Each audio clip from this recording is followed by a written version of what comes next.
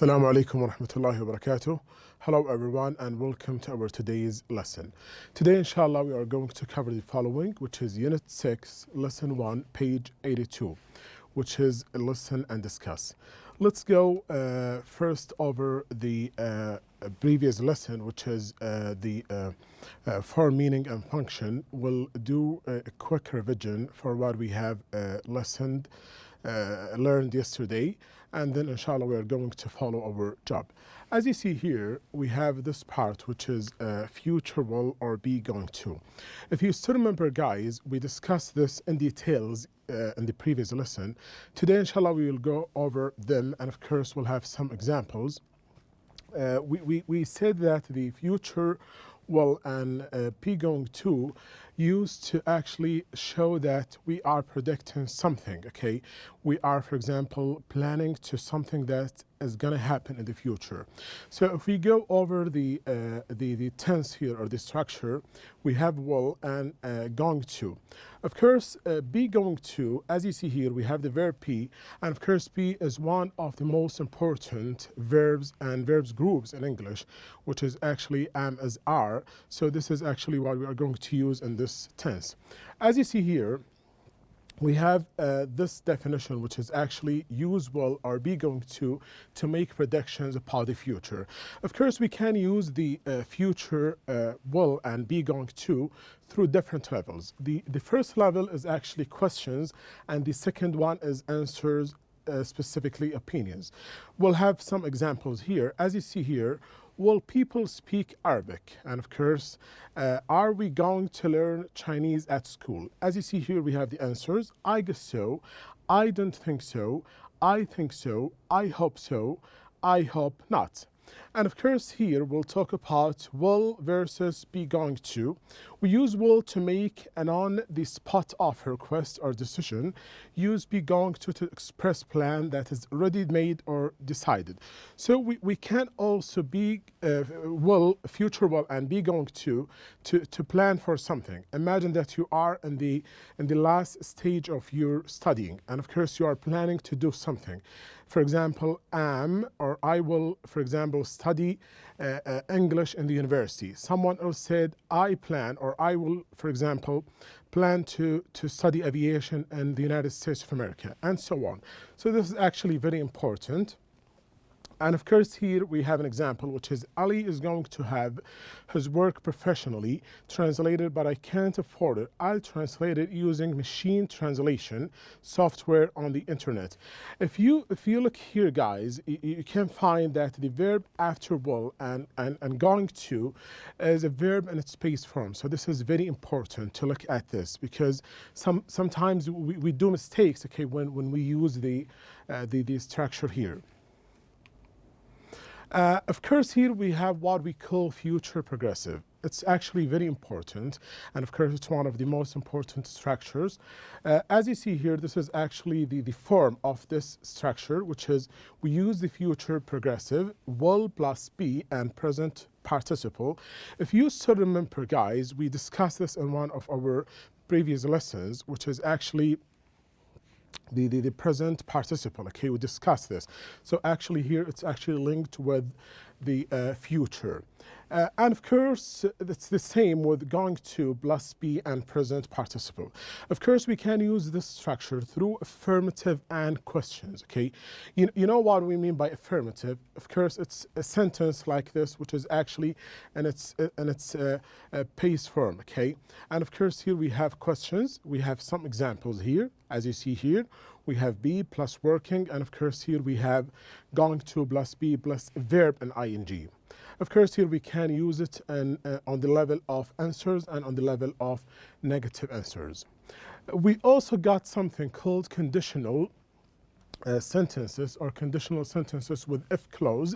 Of course, it specifically works with imaginary situations. Okay, we use the if clause, okay, with the imaginary situations. And of course, we discussed that a clause is something or a sentence that actually consists of subject, verb, object. And of course, we have another sentence which is actually consists of the same. Of course, here, okay, we have the if sentence or the if clause, which is actually in the past tense. So you have to concentrate on this, guys. And of course, finally, we have this part, which is wish if only for unreal situations. So we can use wish plus if, okay, for the unreal situations, okay, for the situations that is unusual or unreal. So we use wish for things you want to happen, but probably will not. So sometimes we wish to something that it happen, okay, but it's not, okay. So we use this tense or this structure with this way. And of course, here we have some examples related to this structure. Here we have something important. Note, was is usually used in informal spoken English with the pronoun I. For example, I wish I was on vacation. For now, guys, we'll go over and we'll begin our today's lesson, which is actually Unit 6. It's very important to go over these questions, okay? And of course, our lesson is listen and discuss. Here we have 2 questions. We'll go over them, and I'd like you to think about them. And of course, it's very important. Talk about the most valuable thing you have ever lost. So as you see through the title of this unit, lost and found. So when we talk about lost and found, of course we are talking about something that we lost, and of course something that we are going to find. So you have to think about this unit through this concept.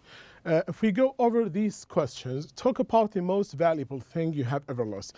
Of course, every one of us sometimes losing something. Okay, for example, sometimes you lose your mobile.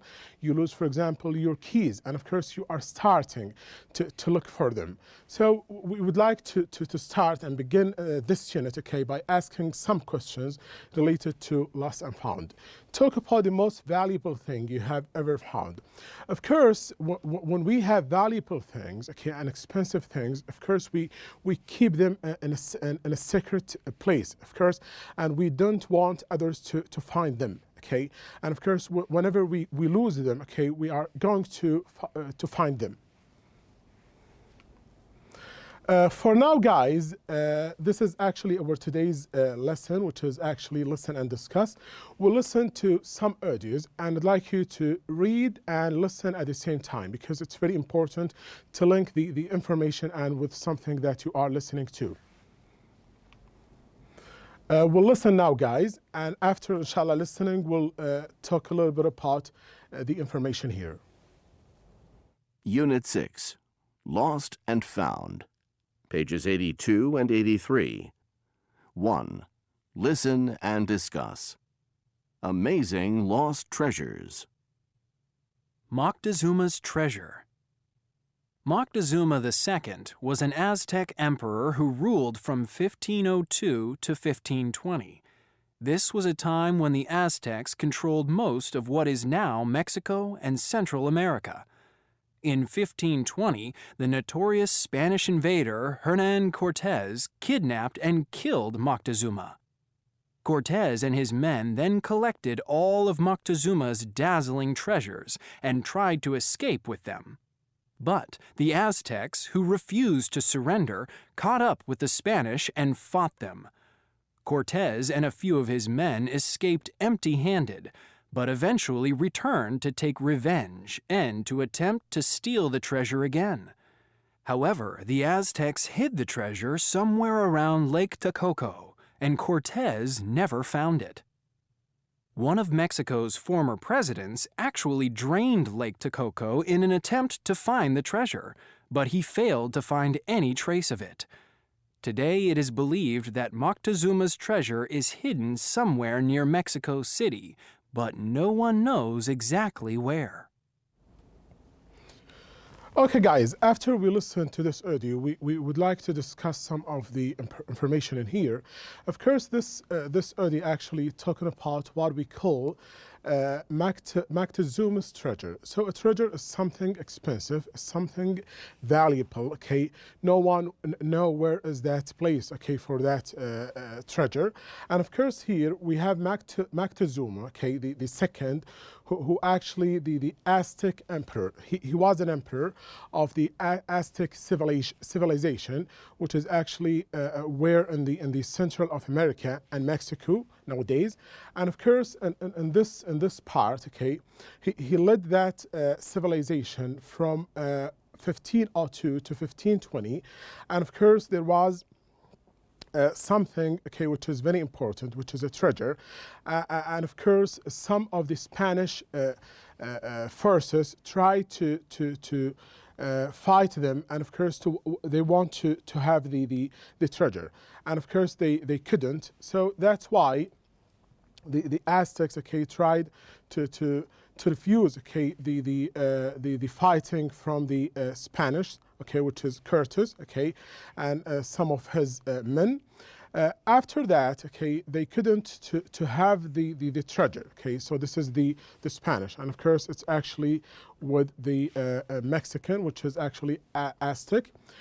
One of the Mexican presidents, okay, tried to drain the lake, okay, to for example to try to find, okay, the treasure, and of course he couldn't. So until this day, okay, they are working to find that treasure, and no one found that treasure.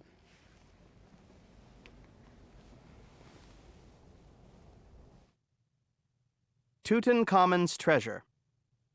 King Tutankhamun of Egypt, the boy pharaoh, succeeded his father to the throne when he was barely 9 or 10 years old. He died in his late teens. According to speculation, he was either assassinated or died of infection after an accident. Tutankhamun's tomb in the Valley of the Kings in Egypt is the best preserved royal tomb ever discovered.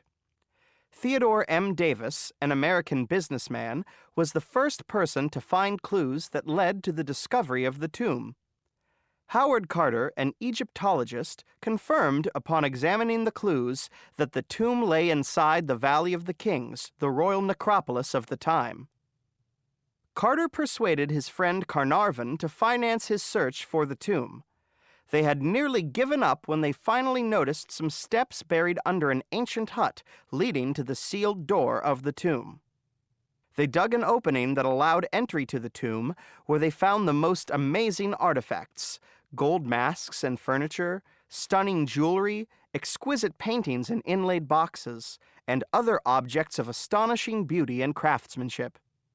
It took Carter many years of his life to study and record all the findings. Everything was photographed and itemized. King Tut's treasure toured the world for the first time in the 70s. The second tour began in 2004. Okay, guys, for now we'll discuss the second audio, which is actually related to Tutankhamun's treasure. So Tutankhamun is one of the ancestors of the pharaoh, of course, the old rulers of Egypt. And of course, we'll go over the first part, which is King Tutankhamun of Egypt. The boy pharaoh succeeded his father, okay. So he was 10 or 9 to 10 years, okay, when he was a king. He died in his late teens, according to speculation. He was either assassinated or died of infection after an accident. In this part, we'll discuss the Tutankhamun's tomb, okay, in the Valley of Kings. So we have something, or we have a place which is called the Valley of Kings in Egypt, and the best preserved royal tomb ever discovered. So Theodore M. Davis, an American businessman, so he is the first one who actually tried to discover that place or that area, which is who's actually the American businessman, okay. And of course, he found some clues that led to the discovery of the tomb. Howard Carter, an Egyptologist, confirmed upon examining the clues that the tomb lay inside the Valley of the Kings, the royal necropolis of the time. In this part, of course, we have something related to Carter persuaded his friend Carnarvon to finance his search for the tomb. They had nearly given up when they finally noticed some steps buried under an ancient hut. Of course, they dug an opening that allowed entry to the tomb, where they found the most amazing aircraft. So they found something which is very important in that tomb. We can, for example, say that they found astonishing beauty and craftsmanship, and of course it took Carter many years of his life to study and record all the findings. Everything was photographed and itemized, and of course this is actually about Ammon's treasure. We'll listen now to the Amber Room. The Amber Room. The Amber Room was a 180 square foot, 17 square meter room whose 4 walls were made of 6 tons of amber, decorated with jewels. The room, which was constructed by Prussian King Friedrich Wilhelm I, took over 8 years to build. It was completed in 1716, at which time it was given to Tsar Peter the Great of the Russian Empire as a gift. Okay, guys, we listened to the Amber Room, and of course we'll discuss some of the information here.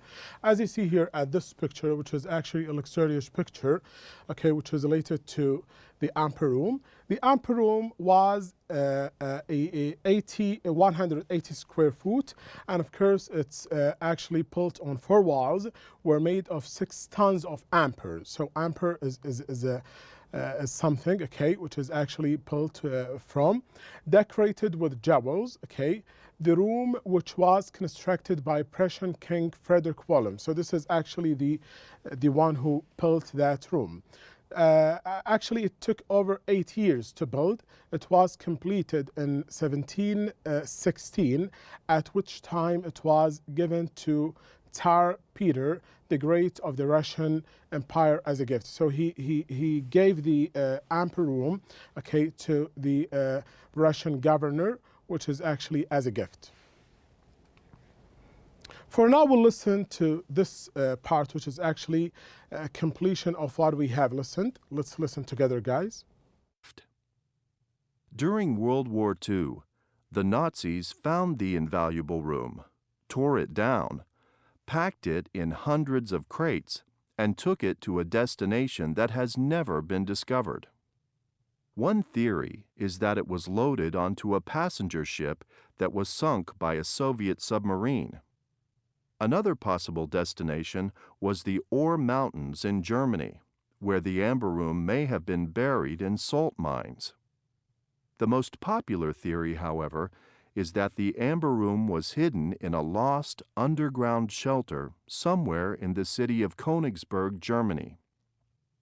The beautiful room has been called the 8th wonder of the world, and historians estimate that its value today would be around $142 million. The search for the Amber Room continues to this day. Okay, guys, for now we'll discuss some of the completion of the Amber Room. And of course here, we can say that during the Second World War, the Nazis found the invaluable room, and of course they packed in hundreds of crates and took it to the destination, which is actually have been discovered. One theory, so this is one of the theory that actually telling us where is the Amber Room now. So that it was loaded onto a passenger ship that was sunk by a Soviet submarine. Another possible destination was the Ore Mountains in Germany, where the Amber Room may have been buried in salt mines. The most popular theory, which is actually the important part here, however, is that the Amber Room was hidden in a lost underground shelter somewhere in the city of Königsberg, Germany. The beautiful room has been called the eighth wonder of the world, and historians estimate that its value today would be around $142 million. The search for the Amber Room continues to this day. For now, guys, we'll go over the exercise, which is very important.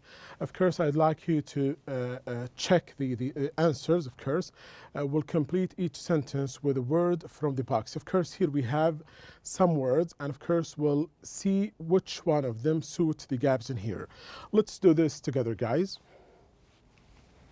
So we should do whatever we can to preserve our historic moments, okay? So this is actually the first answer, which is preserve. I'd like you to think about them all. So the burglars tried to steal the woman's jewelry, but she wouldn't, let's see, surrender without a gift. That's very good, guys. What about number 3? Is that people search for gold not because they want to get rich, but because it is exciting. So this is theory. Number 4, the police were finally able to catch the bank robbers. Let's see, what is it? It's actually notorious, okay? This is very good. Number 5, the explorers found a treasure worth millions of dollars that had been buried for hundreds of years. Very good, guys. What about number 6?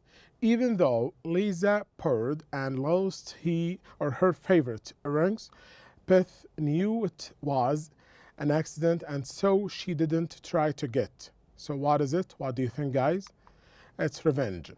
The last part here, the collection of the Egyptian Museum in Cairo is, of course, invaluable. Of course, here we have some comprehension questions. I'd like you to answer them together. Let's first read them and then see each one of them. Why didn't Curtis escape with Moctezum's treasure? What did one of the Mexico's former presidents do in an effort to find Moctezum's treasure? Who was Tutankhamun? What is so special about King Tutankhamun's tomb? What is special about the Amber Room? What are 3 theories about the location of the Amber Room? Let's go over them together now, guys. So this is actually the first question. Let's do it together. Of course, because the Aztecs fought Curtis and his men. So this is actually the answer. Number 2. He drained Lake Texcoco. Okay, so he drained Lake Texcoco.